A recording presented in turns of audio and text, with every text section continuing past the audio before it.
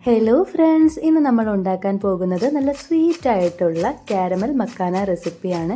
എങ്ങനെയാണ് ഉണ്ടാക്കുക എന്ന് നോക്കിയാലോ. ഇതിനു വേണ്ടി 200 ഗ്രാം മക്കാനയാണ് ഞാൻ എടുത്തിട്ടുള്ളത്.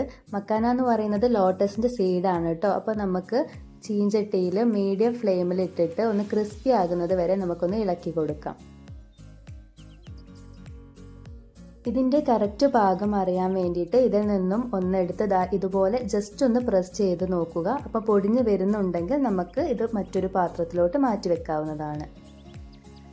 ഇനി നമുക്ക് ശർക്കര ഒന്ന് കാരമലൈസ് ചെയ്തെടുക്കാം. ഇതിന് വേണ്ടിയിട്ട് ഞാൻ 3 ശർക്കരയാണ് എടുത്തിട്ടുള്ളത്. ഇതിലോട്ട് കുറച്ച് വെള്ളം ചേർത്ത് കൊടുക്കാം.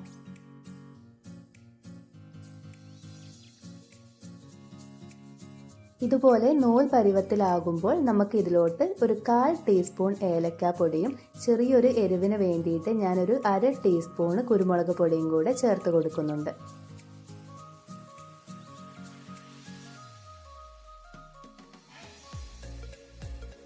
ഇതിലോട്ട് നേരത്തെ മാറ്റി വെച്ചിട്ടുള്ള മക്കാനയും 4 കാഷ്യൂ 4 ബദാം ക്രഷ് ചെയ്തെടുത്തതും കൂടെ ചേർത്ത് നന്നായിട്ടൊന്ന് മിക്സ് ചെയ്തെടുക്കാം. മക്കാന കഴിക്കുന്നത് കൊണ്ട് ഒരുപാട് ഹെൽത്ത് ബെനിഫിറ്റ്സ് ഉണ്ട്. സ്കിന്നിനും ഹെയറിനൊക്കെ നല്ലതാണ്.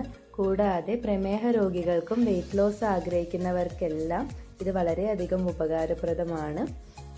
അപ്പോൾ നിങ്ങൾ കുട്ടികൾക്കെല്ലാം വൈകുന്നേരങ്ങളിൽ സ്നാക്സ് പുറത്തുനിന്ന് വാങ്ങിക്കൊടുക്കുന്നതിന് പകരം ഇതുപോലെയുള്ള കാരമൽ മക്കാന റെസിപ്പി എന്തായാലും ഒന്ന് ഉണ്ടാക്കി നോക്കൂ. കുട്ടികൾക്കെല്ലാം വളരെയധികം ഇഷ്ടപ്പെടും. അപ്പോൾ ഞങ്ങളുടെ ഈ ഒരു വീഡിയോ നിങ്ങൾക്ക് ഇഷ്ടപ്പെട്ടിട്ടുണ്ടെങ്കിൽ ലൈക്ക് ചെയ്യാനും ഷെയർ ചെയ്യാനും സബ്സ്ക്രൈബ് ചെയ്യാനും മറക്കരുതേ.